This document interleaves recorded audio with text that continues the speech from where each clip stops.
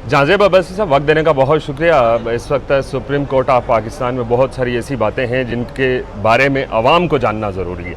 अवाम का एक सवाल है कि मंसूर अली शाह बतौर जज काजी फ़ायज़ ईसा के दौर में और अब 26वीं आइनी तरमीम के बाद आपको क्या तफरीक नज़र आई? देखें, जस्टिस मंसूर अली शाह साहब के बारे में वन लाइन में अगर ये कहा जाए तो जब वो चीफ़ जस्टिस ऑफ पाकिस्तान की दौर से बाहर हुए तो उसके बाद उनकी जानिब से कुछ केसेस में ऐसे फ़ैसले दिए गए जिसको फिर हमारी जुडिशरी नहीं, कोरम नॉन जुडिशिया, वो फ़ैसले जो उनके पास इख्तियार ही नहीं था उससे बाहर उनको तस्वुर किया गया। इसकी वजह मालूम तो हमें होती है बहरहाल कि जस्टिस मंसूर अली शाह सीनियर जज ऑफ सुप्रीम कोर्ट थे और 26वीं तरमीम ना होती तो उस वक्त तो असूल यही था कि जो मोस्ट सीनियर जज ऑफ सुप्रीम कोर्ट है वही चीफ़ जस्टिस ऑफ पाकिस्तान बनना है उसने। तो उसके बाद क्योंकि कहा यह भी जाता है कि जस्टिस मंसूर अली शाह साहब के जो करीबी हलके हैं उनकी तरफ से कि उन्होंने as a chief justice of Pakistan बड़ी तैयारी कर रखी हुई थी जुडिशल रिफॉर्म्स के ऊपर, ADR अल्टरनेट डिस्प्यूट रेजोल्यूशन के ऊपर बड़ी तैयारी उन्होंने की हुई थी, जजेस अपॉइंटमेंट वाले इश्यूज़, बहुत सारी चीज़ों में उन्होंने जो है वो कुछ वक्त से पहले प्लानिंग कर चुके थे। ये जजेस करते हैं, इसमें कोई बुरी बात नहीं है। उस पर प्लानिंग ये होती है कि हमने अगर जब हम चीफ जस्टिस ऑफ पाकिस्तान बनेंगे तो कौन कौन से ऐसे इस्लाहाती एजेंडे हैं जिसके ऊपर हमने इस मामले को आगे लेकर चलना है। सही। तो लेकिन वो नहीं हो सका। उसके बाद justice Yahya Afridi chief justice of Pakistan जब बने तो उन्होंने कोशिश ये ज़रूर की कि तमाम जुडिशरी को साथ मिला के आगे बढ़ा जाए, लेकिन जैसे मंसूर अली शाह साहब का इख्तलाफ यही था कि 26वीं आईनी तरमीम को जब तक कंक्लूड नहीं किया जाता, उसको सुना नहीं जाता, उस वक्त तक सुप्रीम कोर्ट और कोई काम ना करे। इसके ऊपर कोई बहुत ज़्यादा इत्तेफाक विद इन द जुडिशरी इसलिए नहीं हो सका कि जस्टिस याह्या अफरीदी साहब खुद उसी तरमीम के तहत ही चीफ जस्टिस ऑफ पाकिस्तान बने। फिर उसके बाद आईनी बेंच जो कॉन्स्टिट्यूट हुआ वो भी 26वीं आईनी तरमीम के तहत ही हुआ। तो ये वो चीज़ें फिर चलते चलते जो है वो यहाँ तक पहुँची। लेकिन इसके काउंटर में एक आर्गूमेंट बहरहाल ये भी है कि माजी में जुडिशल एक्टिविज़म बहुत अरूज पे रहा और उस जुडिशल एक्टिविज़म की वजह से पाकिस्तान में सियासी अदम इस्तेकाम आया, मुआशी अदम इस्तेकाम आया। ये जुडिशल एक्टिविज़म की वजह से सारा कुछ, जुडिशल एक्टिविज़म की वजह से आर्टिकल देखिए ना, अब हम अदवार गिनवा लेते हैं। मिसाल के तौर पे पाकिस्तान पीपल्स पार्टी की हुकूमत 2008 से 2013 में हर छोटे या बड़े किसी भी एग्जीक्यूटिव स्टेप के ऊपर हमारी सुप्रीम कोर्ट सो मोटो ले लेती थी। इफ्तिखार मोहम्मद चौधरी साहब हर केस में सो मोटो लेते और फिर उसकी वजह से मुल्क की इकॉनमी डिस्टर्ब हुई, कारके रिकॉर्डिक में हमने आलमी सतह के ऊपर सुबकी का सामना पाकिस्तान को करना पड़ा। ये एक हमारी हिस्ट्री है। इसी तरीके से उसके बाद के दौर की मुस्लिम लीग नून की बात करें तो पनामा की पटिशन आई, उसकी वजह से एक प्राइम मिनिस्टर जो है उसको घर जाना पड़ा। इससे पहले यूसुफ ज़रा गिलानी डिस्क्वालीफाई हुआ। तो सियासतदानों के जहन में बहरहाल ये बात तो थी कि ये प्रॉक्सी पटिशनों के ज़रिए जो है वो सियासतदानों को जो घर भेजने का सिलसिला है इसको कम अज़ कम ख़त्म हो जाना चाहिए। ये वही स्टेप है। हाँ, इसमें ये नाक़िदीन की तरफ से ये इस पर एतराज़ या इख्तलाफ ज़रूर किया जा सकता है कि बहुत सारे इश्यूज़ में एग्जेक्टिव जो है वो उसकी ओवर रीच हुई है, लेकिन अब ये अल्टीमेटली इसका फ़ैसला जो है वो करना तो सुप्रीम कोर्ट ने ही है। अब दो तरीके हैं, मैं मुख्तसर कर रहा हूँ। या तो 26वीं आईनी तरमीम के हवाले से अगर हम मुख्तसर, क्योंकि पूरा जो कंट्रोवर्सी है वो ये 26वीं आईनी तरमीम के ऊपर ही है। अब या तो 26वीं आईनी तरमीम को सुप्रीम कोर्ट सुनकर स्ट्राइक डाउन करे, जो कि पाकिस्तान की जुडिशल हिस्ट्री में आज तक कभी आईनी तरमीम को स्ट्राइक डाउन नहीं किया गया, सही, या फिर पार्लियामेंट 27वीं तरमीम के ज़रिए 26वीं तरमीम को ख़त्म कर दे। ये दो तरीके हैं। तो क्या ये जो गवर्नमेंट है जो 26वीं आईनी तरमीम लाई है ये अब 27वीं आईनी तरमीम लाएगी? देखें, बातें तो बहुत ज़्यादा चल रही हैं, डिस्कशन ये पहले भी हो रही थी कि कुछ ऐसे नकाइस हैं। बिलखुसूस ये बात भी की जाती रही कि फेडरल कॉन्स्टिट्यूशनल कोर्ट होनी चाहिए। ठीक। और ये कि जी एक फेडरल कॉन्स्टिट्यूशनल कोर्ट नहीं बल्कि कॉन्स्टिट्यूशनल बेंच होना चाहिए। इसके ऊपर कहा तो ये जाता है कि ये तजवीज़ जो या जो आइडिया है ये पाकिस्तान तहरीक इंसाफ का था। ठीक है। और ये आइडिया मौलाना फजलुर रहमान जो है वो लेकर गए थे और फिर उसके बाद डिस्कशन हुई। नहीं तो अदरवाइज़ इसके ऊपर पहले डिस्कशन यही थी कि ये फेडरल कॉन्स्टिट्यूशनल कोर्ट क्रिएट की जाए। तो उस वक्त एतराज़ ये हुआ कि 200 या 300 केसेस के लिए आपको अलग से एक पूरी आईनी अदालत बनाने की क्या ज़रूरत है। आप एक बेंच क्रिएट कर दें और वो 200-300-400 केसेस जो हैं वो सुन ले। तो बाद में पता लगा ये 300-400 केसेस वाली गेम नहीं है। ये तो हर केस में आईनी तशरीह का इशू आता है। हर केस जो है आर्टिकल 184(3) के तहत वो सुप्रीम कोर्ट में आ रहा है, तो उसकी अहमियत तो थी। तो अब बहरहाल ये बातें हो रही हैं कि इससे बेहतर था वो निज़ाम, लेकिन अब पार्लियामेंट ने खुद ही तय करना है इस यही कंटिन्यू होगा, फेडरल कॉन्स्टिट्यूशनल कोर्ट आती है नहीं आती, क्या होता है।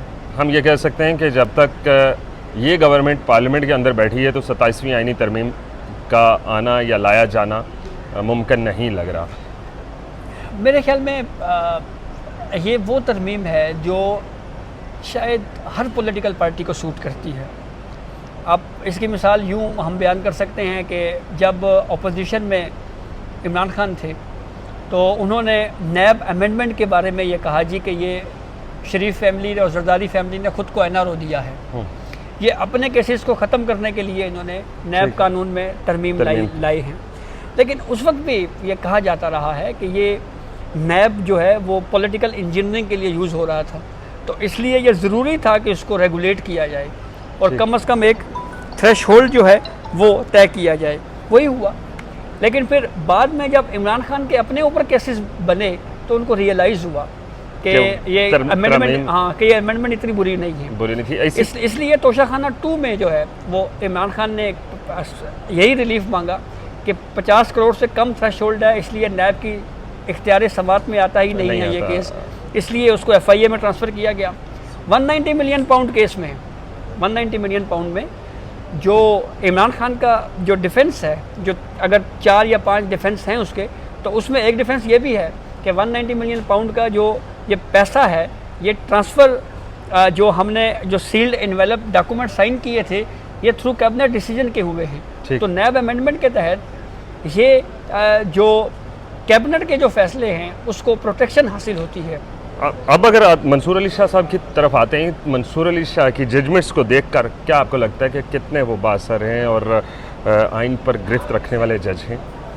देखिए, उनके फ़ैसले तो बहुत अच्छे रहे हैं। कुछ फ़ैसले ऐसे ज़रूर हुए हैं जिसके ऊपर उनकी तनकीद की गई है। मिसाल के तौर पे एक फ़ैसला उनका जिसके ऊपर बहुत ज़्यादा हमने खुल के तनकीद की, वो फ़ैसला था साबिक़ आर्मी चीफ़ कमर जावेद बाजवा की मुद्दत मुलाज़मत में तोसी का, क्योंकि वो लॉ की परमिशन के विदाउट ही उन्होंने 6 माह तक कंटिन्यू करवा दिया और फिर पार्लियामेंट को कह दिया, और फिर उसकी वजह से तमाम पॉलिटिकल पार्टीज़ एक्सपोज हुई, बशमूल नून लीग, पीपल्स पार्टी, सारों ने उस पर वोट दिया और फिर बाहर आके कहा जी कि जैसे वो रज़ा रब्बानी साहब का स्टेटमेंट बड़ा कोट होता है कि जी वो हमने कड़वी गोली खाई है, तो वो आर्मी चीफ़ की एक्सटेंशन के लिए सारे ही जनाब वो कड़वी गोली खा गए, पार्लियामेंट में खा गए और बिल्कुल एक्सपोज हो गए सारे।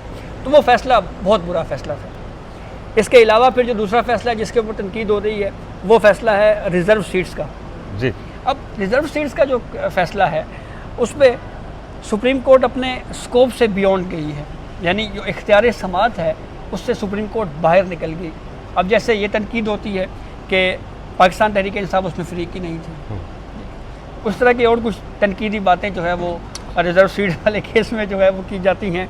तो लेकिन उसके अलावा हम कुछ फ़ैसले जैसे नैब अमेंडमेंट को के ख़िलाफ़ जो इमरान खान पटिशन लेके आए थे, उसमें जैसे मंसूर अली शाह साहब का डाइसेंट था जो बाद में मेजॉरिटी जजमेंट बना जी। इसी तरीके से और बहुत सारे फ़ैसले हैं जिसमें जैसे मंसूर अली शाह साहब की कई हुई जो व्यूज़ हैं वो बाद में जो है, अगर वो डाइसेंट व्यू था तो बाद में वो मेजॉरिटी व्यू में तब्दील हुआ। तो जज जब एक किसी पर्सनल इशू को सामने रख के अगर कोई फ़ैसला देगा तो फिर उसके ऊपर इस तरह की कंट्रोवर्सीज जो हैं वो जन्म लेंगी। अच्छा, एक काजी फाइज इस्सा साहब के दौर में उन्होंने कुछ खतूत भी लिखे, मंसूर अली शाह ने भी ख़त लिखे। क्या इन खतूत से कुछ असर पड़ता है या फ़ायदा नुकसान इसका क्या होता है, क्यों लिखे जाते हैं ये?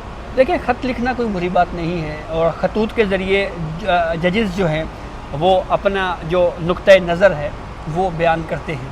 हाँ, इसके ऊपर बहरहाल डिबेट ज़रूर है कि वो ख़त क्या पब्लिक होना चाहिए या विद इन द जुडिशरी जो है ये इंटरनल कॉरेस्पॉन्डेंस होनी चाहिए। ये एक सवाल अपनी जगह के ऊपर है, लेकिन अदरवाइज़ आप अगर देखें तो जजेस जब कोर्ट में बैठते हैं तो डाइसेंट व्यू देते हैं, इख्तलाफी राय लिखते हैं, तो वो भी उनकी एक राय होती है। तो अदलिया की आज़ादी जो है वो यहीं से झलकती है कि एक जज जो है वो आज़ाद है, वो अपनी राय दे सकता है, ख़त लिख सकता है या बेंच में बैठ के इख्तलाफी राय उस पर फैसला दे, इख्तलाफी राय दे। मतलब ख़त लिखना कोई बुरी बात नहीं है, नहीं लेकिन ये ज़रूर क्वेश्चन है जिसके ऊपर डिबेट हो रही है कि क्या वो कॉरेस्पॉन्डेंट जो जजेस की आपस की खतूत के सिलसिले में होती है, क्या वो पब्लिक होना चाहिए या नहीं होना चाहिए। अच्छा, मंसूर अली शाह साहब की सीनियरिटी क्या है, क्या वो अगले चीफ जस्टिस बन सकते हैं? हाँ बिल्कुल बन सकते हैं। अभी भी आप देखें ना, क्योंकि जो जस्टिस याहिया अफरीदी साहब का 3 साल का टेन्योर है, उसके बाद जब ये 3 साल का टेन्योर मुकम्मल होगा तो उसके बाद जब नामों पे गौर होना है उसमें जस्टिस मंसूर अली शाह साहब का भी नाम है, लेकिन उस पर उनका जो टाइम है वो 1 माह रह जाएगा। तो वो क्या 1 माह के लिए चीफ जस्टिस बनेंगे? अगर उनके नाम पे इत्तेफाक हो जाता है, अगर ये 26वीं तरमीम के तहत यही क्राइटेरिया रहता है, तो ये बहरहाल डिबेटेबल क्वेश्चन है। हमारी जुडिशल हिस्ट्री में एक जज ऐसे भी रहे हैं जो 23 या 24 दिन के लिए चीफ जस्टिस ऑफ पाकिस्तान रहे, उनका नाम जवाद ख्वाजा है, साबिक चीफ जस्टिस है, और वो रात को भी, क्योंकि टाइम कम था, तो वो रात को भी अमूमन जो है वो कोर्ट्स में बैठते थे, केसेस हम यहाँ पे उनके कवर करते रहे हैं। तो जब अगर ये 1 माह के लिए जज इनका नाम पे सारे लोग मुत्तफिक हो जाते हैं तो ये जज बन जाते हैं, तो उसके बाद इन्होंने जो पहले सोचा था कि इस्लाहात लेके आएंगे वो 1 महीने में कर पाएंगे? नहीं, वो तो खैर नहीं हो सकती, जाहिर बात है। वो 1 माह तो बहुत कम है ना जी। अच्छा, कुछ ऐसी भी खबरें गर्दिश कर रही हैं कि यहाँ जुडिशरी जो है वो गिरोहबंदी का शिकार है, कुछ ऐसी बातें हैं? देखें, अदलिया में इख्तलाफात तो हैं, और ये हमने जब हमारी सहाफ़ियों की एसोसिएशन की चीफ जस्टिस याहिया अफरीदी से मुलाकात हुई थी तो उस वक्त भी हमने यही सवाल पूछा था। तो उन्होंने तो ये भी कहा कि जजेस की काउंसलिंग की ज़रूरत है, मतलब ये वर्ड उन्होंने यूज़ किया। तो इख्तलाफात तो उनके स्टेटमेंट से बिल्कुल, याहिया साहब ने भी बिल्कुल वाज़ेह कहा कि डिफरेंस तो है, और इस पर उन्होंने काउंसलिंग जैसे कहा जी कि काउंसलिंग की भी जजेस की जो है वो ज़रूरत है। तो अब वो इख्तलाफात जो हैं, ये जो इख्तलाफात हैं जाज़िब साहब, ये जो इख्तलाफात हैं, ये क्या जो केसेस हैं उसके ऊपर इसका असर पड़ता है? देखिए, पड़ता है, और इसी वजह से एक मौके के ऊपर जो जस्टिस मंसूर अली शाह साहब को फिर ये बात काफ़ी बुरी भी लगी जब याहिया अफरीदी साहब ने कहा जी कि हमारे पास जो टैक्स केसेस सुनने वाले जजेस हैं वो केसेस नहीं सुन रहे, तो हमने केसेस ख़त्म करने हैं, इसलिए हमें जजेस लाने पड़ रहे हैं। तो ये व्यू उनका किस तरफ इशारा था? तो उस पर फिर जब ये सवाल भी हुआ एक निजी एक इवेंट में जस्टिस मंसूर अली शाह साहब से कि जी उधर से तो बात हो रही है जी कि आप केसेस ही नहीं सुनते, तो उन्होंने कहा जी कि आप जो है सुप्रीम कोर्ट की वेबसाइट देख लें, उसमें आपको पता चल जाएगा जी कि हमने कितने हमारे रिपोर्टेड केसेस हैं, कितने फ़ैसले हमने किए हैं। तो ये इख्तलाफ तो रहा है इस पर। बहुत शुक्रिया वक्त देने का। जस्टिस मंसूर अली शाह के बारे में हमने जाज़िब अब्बासी साहब से जाना। अब याहिया अफरीदी साहब इस वक्त चीफ जस्टिस ऑफ पाकिस्तान हैं, उनके जो इक़दामात हैं, जो उनके फ़ैसले हैं, उनके ऊपर भी बात करेंगे। इस वक्त तक के लिए इतना ही दीजिए इजाज़त। अल्लाह हाफ़िज़।